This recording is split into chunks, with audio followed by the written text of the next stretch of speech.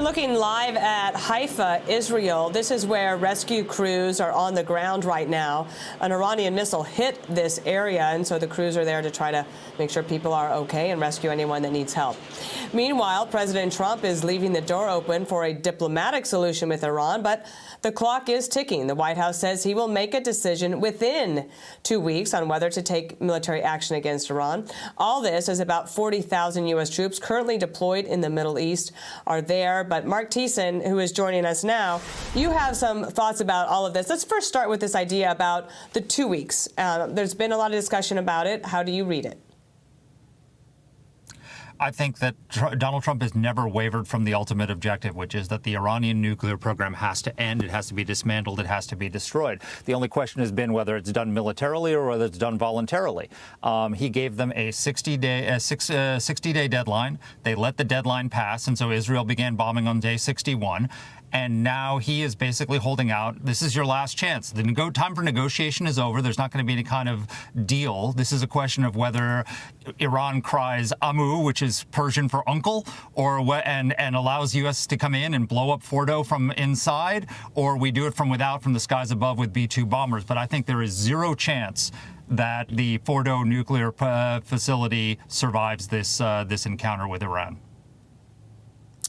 Here's what President Trump's White House said yesterday about not looking for a ceasefire. A ceasefire means like everything's going swimmingly, we'll take a little time off. It's not. We're not looking for a ceasefire. We're looking for a total, complete victory. Again, you know what the victory is. No nuclear weapon.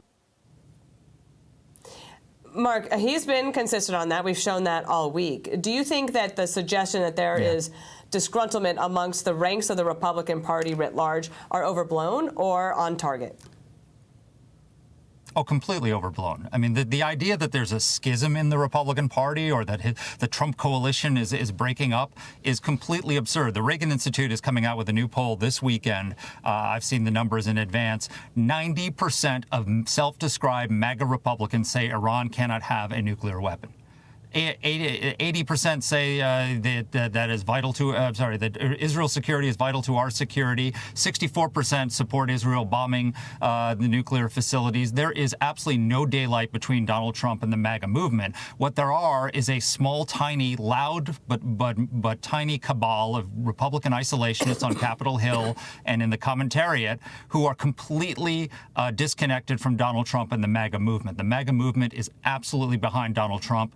And he's in getting rid of this nuclear program. I wanted to ask you about this because some of the friends of Iran are sort of way in the background. And the Wall Street Journal says this. We have a map as well. The axis of resistance and the militias that they're looking to. Why Iran's axis of resistance is missing in action. Militia groups allied with Tehran have mostly stayed out of its war with Israel. One of the things I think about this is that there are facts on the ground, and there's also just 2 weeks ago, President Trump was in the region. And I think a lot of those countries in the region have been strategically quiet. And China and Russia might try to help Iran, but they're being fairly quiet about it. Jim Garrity writes about that this morning over at National Review. What's your take on it? Well, first of all, the axis of resistance in the region has been destroyed. It's gone since October 7th. I mean, one of the ridiculous arguments you're hearing from the isolationists right is we don't want to get drawn into another Middle Eastern war. Nobody's talking about sending 160,000 U.S. troops to occupy Tehran. What we're talking about is something more akin to what Donald Trump did in 2020 when he took out Qasem Soleimani, right? Back then, Iran didn't retaliate, and it had its whole axis of resistance intact. Since then, Hezbollah has been destroyed. You notice there's no Hezbollah rockets flying down on Israel because Israel took them all out and took out its entire leadership. Hamas has been destroyed. Trump pummeled the Houthis. Syria is no longer an Iranian ally, and it's actually allowing its skies to be used to shoot down Iranian missiles heading for Israel.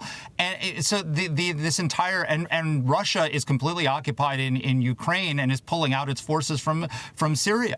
So there's no axis of resistance to turn back to. So the risk of Iranian retaliation, half of their ballistic missile launchers are gone. Their air defenses are completely destroyed. Iran has never been weaker. And so, the idea that Donald Trump can't execute this operation at will is absurd. And the idea that the man who killed Qasem Soleimani is going to be afraid to take out take out Fordo, a nuclear enrichment plant, is ridiculous. Marc Thiessen, thank you. I'm sure we'll be seeing you over the weekend and next week, too. Thank you, Dana.